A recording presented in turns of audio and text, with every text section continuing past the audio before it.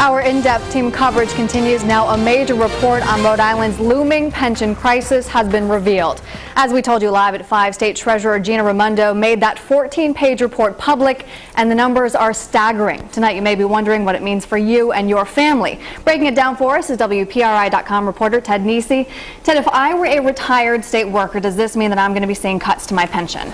It's possible, Aaron. It's still early, and we're a ways away from knowing exactly how state leaders are going to deal with this crisis. But even a union leader I spoke to after Treasurer Raimondo's speech today said everything is on the table, and the funding crisis is so big that benefit cuts could be part of the solution.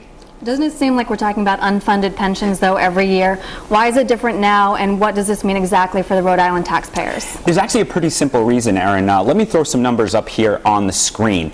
What we're going to see is the amount of money taxpayers put into Rhode Island's pension fund every year. And if you look at that, you can see it's going up exponentially. $302 million in 2010, $621 million in 2012, and over $1 billion by 2022.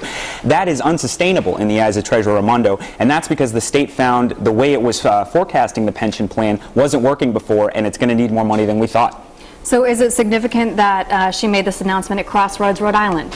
Yes, Treasurer Raimondo was trying to make the case that this is about priorities. What are we going to spend our state tax dollars on, which are limited? And she said that social safety net spending, like Crossroads, which helps the homeless, is being crowded out by all this money spent on pensions. Okay, last year, Governor Kucheri also urged the legislature to eliminate annual cost of living increases for state employees. It didn't happen. What makes it different this time around, and will the General Assembly back her up?